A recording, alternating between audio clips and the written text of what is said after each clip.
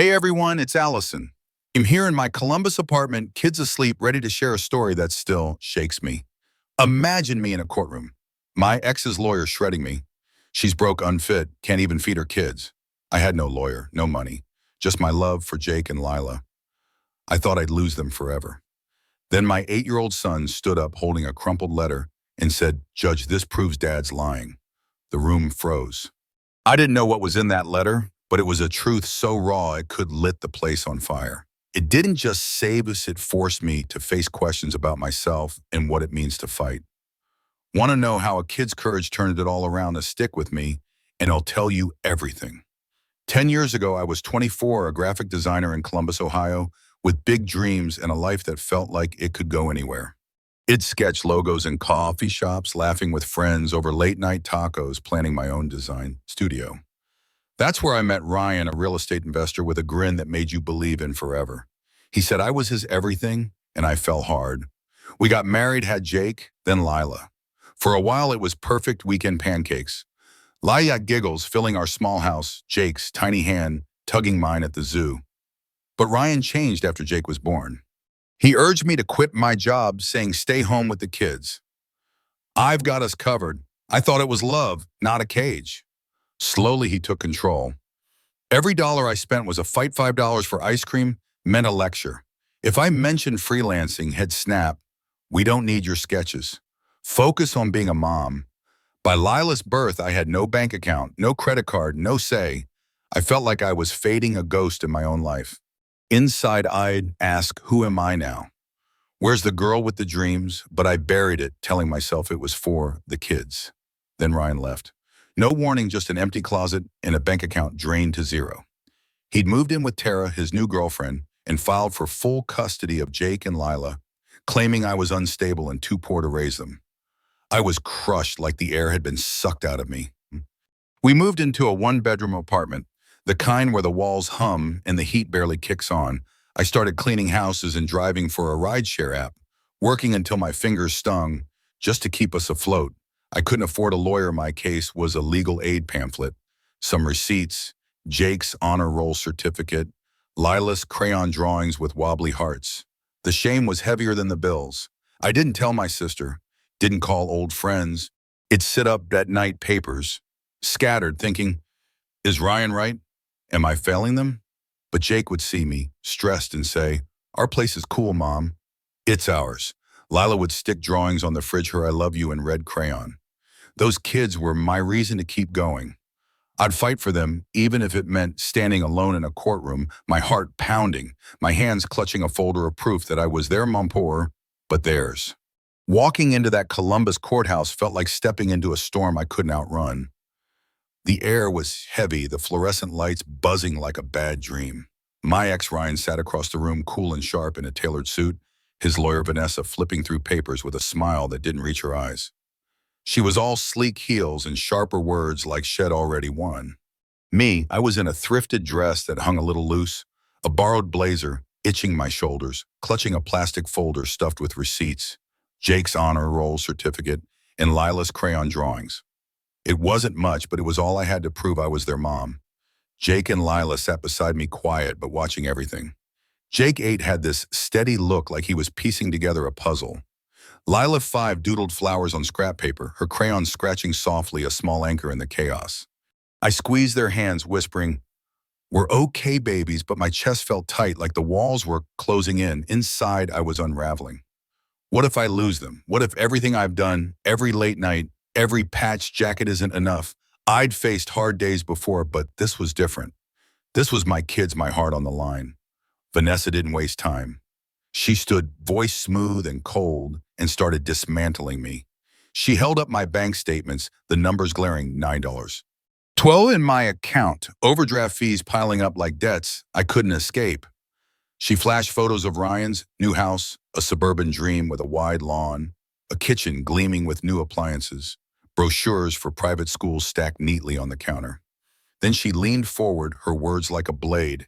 "Allison's apartment is one room barely furnished. Her son's sneakers are worn through. Her daughter forgot her lunch at school 3 times last month. This isn't neglect, Your Honor, it's poverty. And poverty puts these children at risk." My face burned like I'd been slapped in front of a crowd. Wanted to stand and shout, I sold my old phone for their winter coats. I skipped dinners so they have breakfast. But the legal aid volunteer had drilled it into me. Don't cry, don't snap, don't give them a reason to call you unstable. So I sat still, hands folded, swallowing the fire in my throat.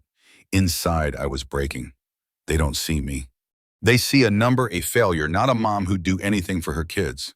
I thought of the nights I'd stayed up, sewing Jake's jeans, the mornings I'd braided Lila's hair with tired hands. The quiet moments I'd whispered I love you after they slept, hoping it'd keep them safe. Those weren't in Vanessa's files, but they were my truth. Vanessa kept going, painting Ryan as a hero. She talked about his stable income, his structured home, his plans to enroll the kids in soccer, camps, and art classes. She didn't mention how he'd frozen my credit cards before leaving, locking me out of our savings.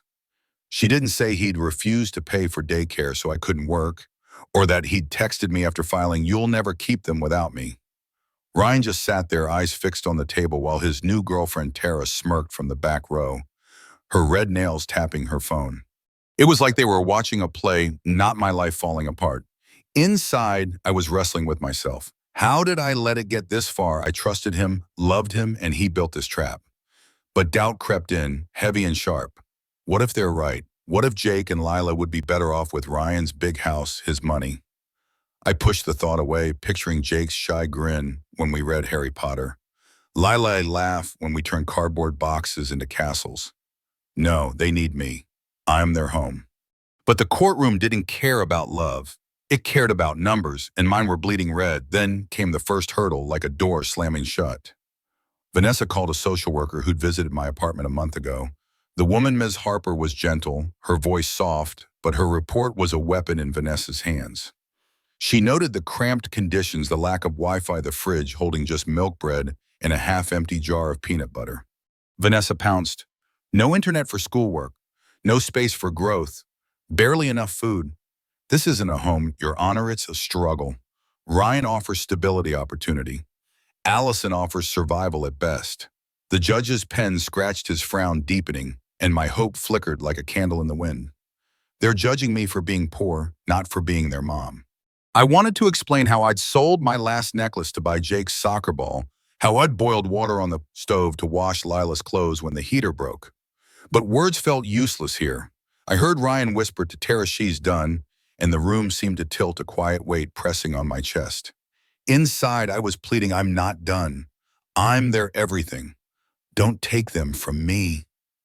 During a recess, I took Jake and Lila to a bench in the hallway. Lila climbed into my lap, her small voice trembling. Do we have to live with Daddy? My throat tightened like a knot I couldn't untie. I forced a smile, brushing her hair back. We're a team, sweetie. We stick together. But inside, I was crumbling. Am I selfish for fighting? What if Ryan's house gives them things I can't? New clothes, full meals, a yard to run in? The thought made me ache, but I pushed it down. They need my love, not his money. That's what matters. Jake sat beside me, silent, his eyes flicking between me and the courtroom door. He was clutching his jacket pocket, his knuckles pale. I didn't know it then, but he was holding a secret that could change it all. A bailiff, an older man named Mr. Carter, saw my hands shaking as I sipped water. He leaned in, voice low. You're doing right by those kids. Don't give up. His kindness was a lifeline, a small light in that cold place. I nodded, gripping my folder tighter, but the fight was getting heavier, and I wasn't sure I could carry it much longer. Back in the courtroom, Vanessa tightened the trap. She presented a letter from Jake's teacher, Ms. Larson, noting he'd been withdrawn at school, missing assignments, seeming distracted. Vanessa spun it like a dagger. This boy is struggling. Your Honor, in a home that can't support him, Ryan offers structure, a chance to thrive. Allison's instability is holding him back. My breath caught sharp and cold. It wasn't true. Jake was quiet because he missed his old routine, his friends, not because I was failing him. But the judge's eyes narrowed and I felt the ground shift. They're building a wall I can't climb. Inside, I was spiraling. Is Jake hurting because of me? Am I dragging them down with my fight? I pictured him in Ryan's house with new books, a big room, a dad who'd show up for parent-teacher night. Then I saw his face without me, the way he curls up when I read to him, the trust in his eyes. No, He needs me, but what if I'm wrong? Then came the hardest blow yet. Vanessa called Ryan to the stand. He looked the judge in the eye, voice steady, and wove a lie so smooth it felt like truth. I've always supported Allison, he said, but she's reckless with money, always was. I'm worried about the kids' safety, their future. He paused, his eyes glistening with staged tears. I just want them to have a good life. The judge softened, nodding slightly, and my hope dimmed further like a light flickering out. His lying, and they believe him. Inside, I was a storm fury at Ryan's betrayal, fear for my kids, guilt for not seeing his game years ago. How did I let him control me so long? How do I fight a lie? This big? I wanted to scream. He drained our account. He left us with nothing. But I stayed silent, knowing anger would make me look like the mess he claimed I was. Vanessa's final question was a quiet, cutting blow.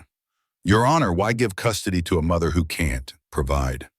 It echoed in my head, slicing through every defense I'd built. Why me?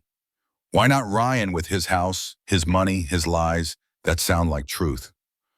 The judge opened his mouth, his pen poised, and I braced myself, my hands trembling, my mind whispering, I gave them everything, but it's not enough. I felt like I was standing on the edge of a cliff, the ground crumbling beneath me, my kids slipping out of reach. That's when Jake changed the game. He tugged my sleeve, his voice soft but clear. Mom, can I show the judge something? I blinked, confused, my heart racing. What baby? He didn't answer. He stood, pulled a crumpled envelope from his jacket pocket, and said loud enough for the room to hear, Judge, this proves Dad's lying. The courtroom felt like it was shrinking, the air thick with Vanessa's words and the judge's steady gaze. I sat there, hands gripping my plastic folder, my thrifted dress sticking to my back under that itchy, borrowed blazer. Ryan was across the room, cool as ever in his crisp suit, while Vanessa, his lawyer, wove a story that made me sound like a stranger to my own kids. Jake and Lila were beside me, their presence the only thing keeping me grounded.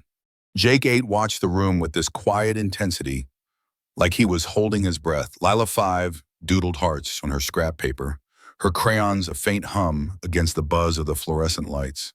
I whispered, we're still us, but my voice felt thin like it might break. Inside, I was teetering. What if I fought this hard just to lose them? What if my love isn't enough to keep us together? Vanessa was relentless, her voice slicing through the room. She'd already hit me with my bank statement, $9.12 overdraft fees like a scarlet letter. She'd shown off Ryan's perfect house, all gleaming counters and big yards, and twisted the social worker's report to make my one-bedroom apartment sound like a failure. Now she was digging deeper, piling on evidence to bury me. She held up a letter from Jake's teacher, Ms. Larson. Her words slow and deliberate. Jacob has been withdrawn at school. Missing assignments, seeming distracted. This is a child struggling in an unstable environment. My breath caught sharp like a winter wind. It wasn't true. Jake was quiet because he missed his old life, his friends, the house we'd lost when Ryan left. But Vanessa made it sound like I was breaking him, like my love was a weight instead of a lifeline. The judge's pen scratched his eyes, narrowing, and I felt my hope fraying like a rope worn too thin. They're turning Jake's pain against me. I wanted to stand and explain how Jake's silence came from caring too much, how I'd spent nights helping him with homework by candlelight, when the power flickered, how I'd hugged him when he cried about missing his old soccer team. But the courtroom didn't want my story. It wanted papers, numbers, proof I didn't have. Inside, I was spiraling. Is Jake hurting because of me? Am I holding him back, keeping him in this tiny apartment when Ryan's house has a yard, a desk, a future? The thought stung, but I pushed it away, picturing Jake's soft smile when we read together, the way he trusts me to make it okay. He needs me. But what if I'm not enough? Vanessa wasn't done. She called another witness, a neighbor from our apartment complex, Mrs. Delaney, a woman I barely knew. She was nervous, twisting her hands, but her words hit hard. I've seen Allison come home late looking exhausted. The kids are often alone for a bit after school. It's not right for children so young. Vanessa pounced. This is a mother stretched too thin, leaving her children unsupervised, unable to balance work and parenting. Ryan offers a nanny, a structured home. Allison offers neglect by necessity. My face flushed like I'd been caught in a lie I didn't tell. I worked late because I had to, cleaning houses, driving for rideshare, scraping by to keep the rent paid. Jake and Lila were never alone for long. A kind neighbor, Mrs. Rosa, watched them for an hour after school for free. But Vanessa twisted it, making my hustle look like abandonment. The judge's frown deepened, and the room felt colder, like the walls were leaning in. They're building a case I can't fight.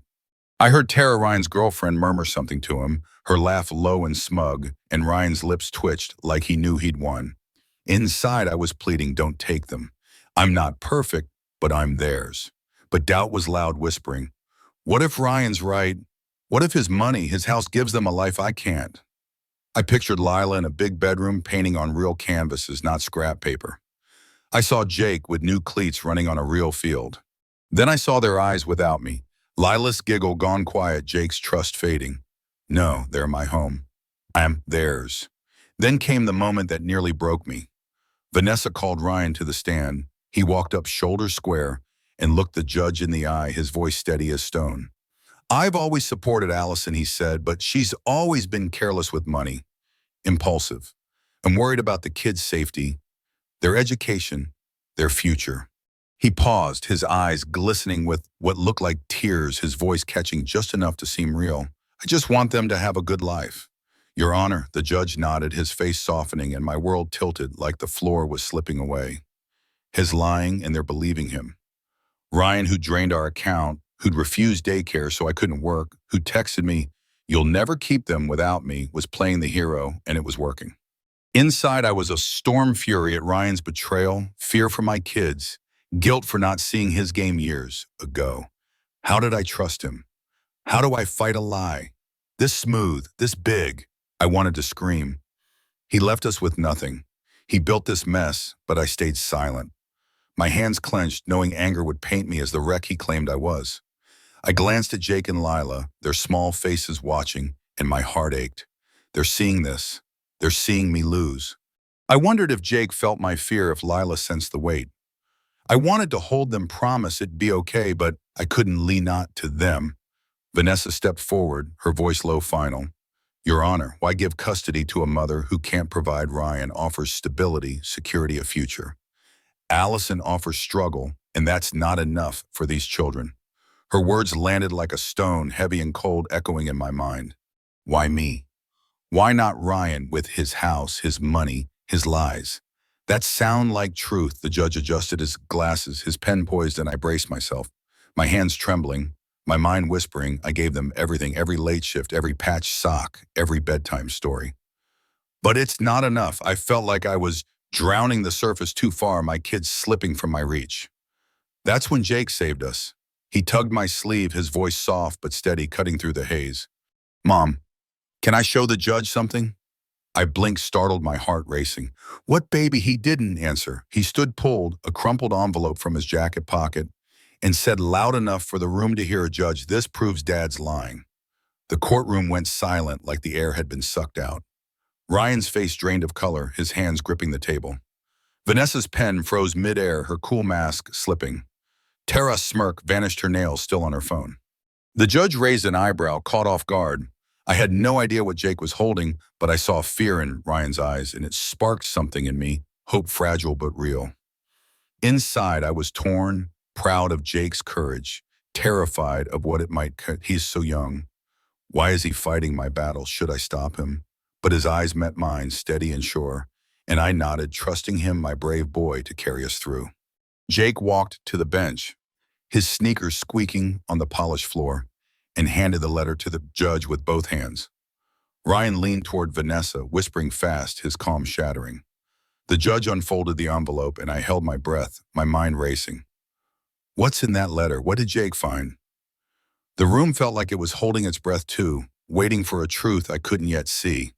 The courtroom was a held breath, every eye on Jake as he stood there, small but steady, clutching that crumpled envelope. My 8-year-old son had just said words that stopped the world. Judge, this proves Dad's lying. I sat frozen, my hands tight on my plastic folder, the thrifted dress clinging to my sweaty back. Ryan's face was pale, his fingers digging into the table. Vanessa, his lawyer, stood rigid, her pen still midair. Tara's smirk was gone, her phone forgotten in her lap. The judge, eyebrows raised, looked as stunned as I felt. My heart raced, a wild drum in my chest. What's in that letter? What did Jake find? Inside, I was a tangle of hope and fear, proud of his courage, terrified of what it might unleash. He's just a kid. He shouldn't have to save us. But he's trying, and I have to trust him. Jake walked to the bench, his sneakers squeaking on the polished floor, and handed the envelope to the judge with both hands. The room was so quiet I could hear the faint hum of the lights, the scratch of Lila's crayon as she doodled beside me. Ryan leaned toward Vanessa, whispering fast, his cool mask cracking. Vanessa's eyes darted to the letter, her confidence wavering. I glanced at Lila, her small face focused on her hearts, then at Jake, his shoulders tense but his gaze steady. He's braver than all of us. Inside, I wrestled with guilt and awe. Why is my son fighting this war? I should have protected him from this. But he's here, and I can't stop him now. The judge unfolded the envelope, his eyes scanning the page. His face shifted, confusion, then a flash of shock, then something hard like stone.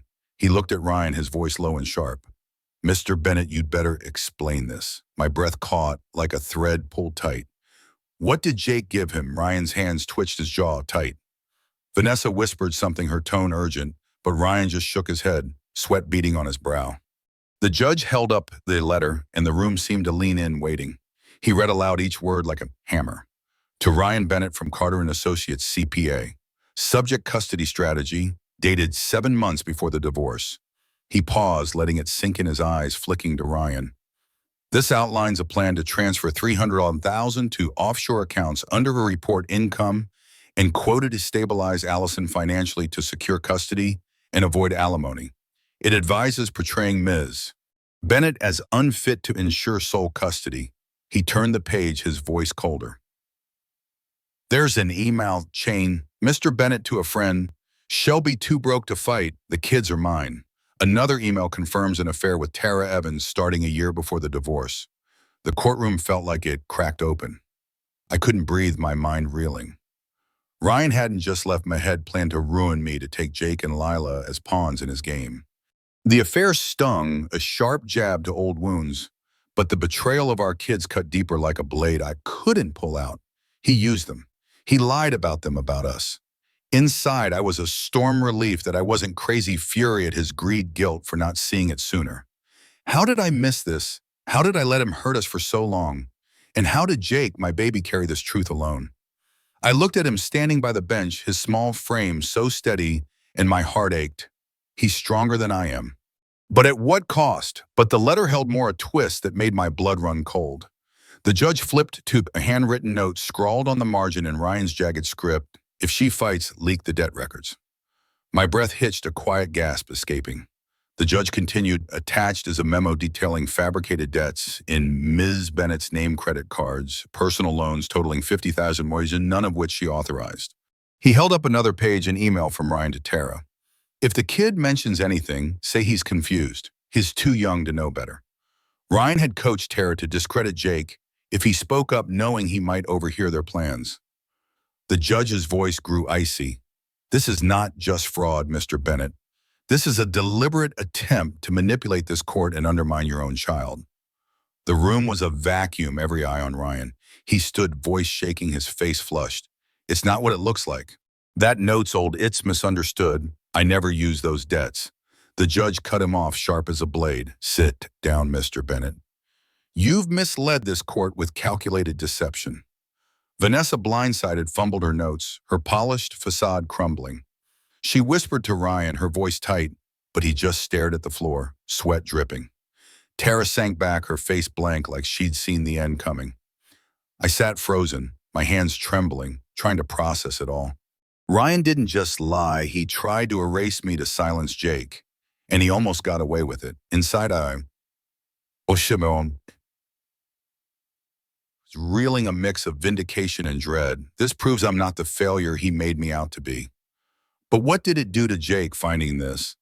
I looked at my son, his eyes fixed on the judge, his small hands clenched. He's 8 and he's carrying a truth this heavy. I should have shielded him. Guilt clawed at me, but so did pride. Jake had seen through Ryan's lies when I couldn't, when the whole room couldn't. He's my hero, but he's paying a price for it. I wanted to run to him, hold him, tell him he didn't have to be this brave. But he stood tall, and I had to let him. The judge turned to me, his voice softer but firm. Ms. Bennett, were you aware of this letter before today? I shook my head, my throat tight. No, Your Honor, I had no idea. He looked at Jake, his expression gentling. Young man, where did you find this and why did you bring it? Jake's voice wavered, but he didn't falter. I found it in Dad's desk looking for my Spider-Man figure a few weeks ago. I heard him and Tara talking about beating Mom in court. They said she'd lose because she's broke, and they laughed. I kept the letter in my jacket because I didn't want to lose her. He glanced at me, his eyes big, and my heart broke open. He carried this for weeks alone, scared for me. The judge nodded, a flicker of something like respect in his eyes. You did the right thing, son. This is a brave act. He turned back to the room, his voice firm again. Given the severity of this evidence, financial fraud, fabricated debts, and an attempt to discredit a child witness, I'm ordering an immediate audit of Mr. Bennett's financial records. Mr. Bennett will also need to verify your financial history to clear these alleged debts to ensure no further manipulation. Mr. Bennett's visitation is suspended and Ms. Bennett retains temporary full custody. This hearing is paused for 3 weeks to complete the investigation. My breath caught a mix of relief and new fear. Temporary custody, we're safe for now. But 3 weeks, the delay felt like a shadow, heavy and uncertain. Inside, I grappled with it. We've won this round, but what if Ryan's lies run deeper? What if they find something I can't explain? Looked at Lila still doodling, unaware of the storm, and Jake standing by the bench, his face a mix of relief and worry. He gave us a chance, but he's scared. I have to be strong for him. The judge set the letter down, his gaze locking on Ryan. Mr. Bennett, this court takes deception seriously, especially when it endangers children. You'll be hearing from us. Ryan didn't move, his face a mask of defeat. Vanessa sat silent, her paper scattered. The bailiff called a recess and I pulled Jake and Lila into my arms, their warmth grounding me. Lila whispered, we stay with you, right? I nodded, tears burning. Yes, sweetie, we're together. Jake leaned into me, quiet, and I kissed his head. You're so brave, baby. Thank you. But as we sat there, I couldn't shake the weight. Jake saw through Ryan's lies, but what did it cost him? Inside, I was torn. Grateful for his courage, guilty for his burden. He shouldn't have to fight like this. No kid should. I held them tighter, vowing to make it right, to carry the rest of this fight myself. The letter was a lifeline, but it was also a mirror showing me Ryan's truth and Jake's strength. The battle wasn't over, but for the first time, I felt like we had a real shot. The courtroom doors closed behind us, but the weight of that day lingered. Jake's small hand holding that letter, the judge's voice slicing through Ryan's lies, the 3-week wait looming like a shadow. I walked out with Jake and Lila pressed close, their warmth steadying my shaky legs. The Columbus air was sharp, the sky heavy with clouds, but it felt like a new start, fragile, but ours. We were together for now, but those 3 weeks hung over me. I looked at Jake, his eyes tired but clear, and Lila clutching her crayon-stained paper. We've come this far. I can't let them down. Inside, I wrestled with hope and fear. Jake's letter gave us a shot, but what if Ryan's lies are still out there? What if I'm not enough to keep us safe? Those 3 weeks were a test of endurance. The court was untangling Ryan's finances, digging into his $300,000 in hidden accounts and the fake debts he'd pinned on me, $50,000 in credit cards and loans I'd never seen. Every day I braced for a call, my mind racing. What if they find something I can't explain? What if Ryan's traps are deeper? I kept working, cleaning houses, driving for rideshare, my hands chapped my nights short. But I shielded Jake and Lila, reading them stories of brave nights promising brighter days. One evening, Lila looked up, her voice soft. Is the judge going to take us away? I hugged her tight, smiling through the ache. No, sweetie, we're staying together. Inside, I prayed I was right. They've carried too much. They need to feel safe. Jacob was quieter, his thoughts tucked away. One night, I found him on our worn couch holding his Spider-Man figure, his face shadowed. Hey, buddy, what's up? I asked, kneeling down. His voice was small. Did I mess up, Mom? Taking the letter, Dad's in trouble now. My chest tightened like a knot pulling the taut. His ate and he's blaming himself. I pulled him close, his breath shaky. You were so brave, Jake. You told the truth and that kept us together. Dad's trouble is his own doing, not yours. He nodded, but his eyes were heavy and guilt washed over me. He shouldn't be carrying this. I should have stopped Ryan years ago. Inside, I swore to help him heal, to lighten the load he'd taken on. The audit's results hit like a wave of relief. The court uncovered Ryan's offshore accounts, tax evasion, forged debts, credit cards, loans, all fake, meant to paint me as a wreck. He faced fines, backdated child support, and a fraud charge that tanked his real estate network. His Columbus charm, built on deals and grins, dissolved. His visitation was limited to supervised monthly sessions, but he showed up once awkward and cold, then quit chasing terror in his new life. I told the kids gently, "Your dad's choosing his path, but you're loved and I'm here." Jake's face tightened. Lila hugged her bunny. Inside, I ached for them. They didn't ask for this. You'll give them a family that stays. The final hearing was calm, almost unreal. I wore a new dress bought with my first steady paycheck and stood with a court-appointed advocate from a women's group. The judge was clear. "Ms. Bennett, your records are clean. You've provided for your children under immense strain, and this court respects your commitment. Full custody is granted to you. Mr. Bennett must pay the support with a visitation under review." The gavel fell and I exhaled like I'd been holding my breath forever. I hugged Jake and Lila, their giggles soft against me. It was real. Wed fought, and Wed won, not just a court case, but our future. We celebrated at a diner, splurging on milkshakes. Jake dipped his fries in his shake, grinning. Way better than Dad's steak dinners. Lila drew us on a napkin 3-stick, figures a big sun above her crayons bold. I kept it a piece of our triumph. Inside, I was still sorting it out. We're safe, but this left scars. Jake's questions, Lila's quiet moments, they're healing, but it's a long road. I watched them laugh, their faces bright, and promised to make those scars fade, to build a life where love was enough. The support payments gave us room to breathe, not riches. I got a part-time job at an ad agency sketching designs. Again, my hands remembering the old Allison. I started night classes for a marketing degree, studying after the kids slept, my laptop, a small light in the dark. I joined a single moms group where I shed the shame. Those women cashiers, nurses, dreamers became my family, cheering when I paid a bill early or bought Lila new sneakers. Inside, I was growing. I'm not just a survivor. I'm building something for them, for me. Jake and Lila began to bloom. Jake joined the school drama club, playing a kid who stands up to his bully. His teacher said he brought heart to every scene, a quiet spark. I watched him practice, his voice steady, and felt pride swell. He's finding his strength despite Ryan's shadow. Lila started a share jar at preschool, collecting toys for other kids. "It's like you, Mommy," she said, giving when it's tough. I teared up, hugging her close. She sees me. They both do. The sweetest moment was Mother's Day. Jake and Lila woke me with a handmade book, Why We Love Mom. Each page held a memory, me reading to Jake, sewing Lila's costume, cheering at his games. Jake's page read, "You fought for us, and I fought for you." I cried, holding them, their laughter a warm light. That book is my heart, proof that love beats lies. Inside, I reflected, this is why we fought, not just for custody, but for moments like this, where we're us. I started a YouTube channel, Real Moms, Real Wins, sharing our story and others like it. A video about our fight went viral, and locals donated enough for a used Honda Freedom for Jake's rehearsals or Lila's preschool runs. We still budget every dollar, buy secondhand clip coupons. But I'm free to be me, to raise my kids to dream. Inside, I carry the journey. Jake's trust in his dad is healing, but it's slow. Lila's too young to understand, but she feels his absence. I'm giving them a life where love holds steady. Last weekend, we hit a community fair, all bright lights and sticky cotton candy.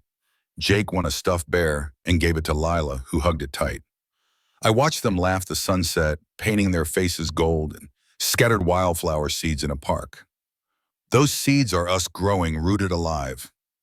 I looked at them, Jake's grin wide, Lila's bear under her arm, and thought, this is home. Not a place, but us. Our story's worth sharing, and I hope it reaches someone out there fighting their own fight. Every time I watch Jake rehearse his lines or see Lila hug her stuffed bear, that courtroom flashes back, Jake's small hand gripping that letter. Lila's crayons tracing hearts, a truth so fierce, it broke Ryan's lies wide open. Here in our Columbus apartment, with Jake's script scattered on the table and Lila's drawings taped to the fridge, am still weaving it together. That letter wasn't just proof. It was a beacon lighting up Jake's bravery, Lila, quiet faith, and a strength in me I'd buried under years of doubt.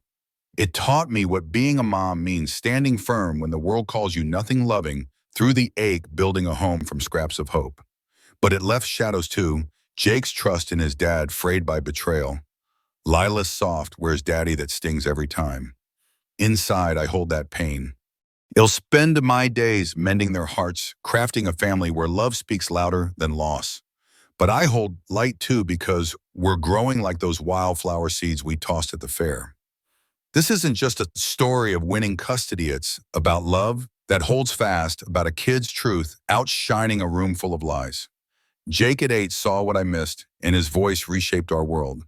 If you're out there fighting for your family, your truth, or just yourself, hear this: your heart is enough. A child's courage turned a courtroom upside down, so imagine what yours can do. I'm sharing this because it's not just our fight, it's for everyone who's ever felt invisible, but kept pushing forward. If this story stirred something in you, if it brought back a moment when love or truth won out, please hit that like button. It helps share this with others who need a spark. Drop a comment. Has a kid's honesty ever changed your path? Or maybe you fought a quiet battle, tell me about it. Subscribe for more stories of real hearts, real struggles, real triumphs. We're building a family here, cheering for the underdog, and I'd love you to join us. Your words, your stories, they're part of this light we're growing. I'm Allison, a mom who learned to stand tall from her kids. This is our story. Thanks for listening, and I'll see you in the next one.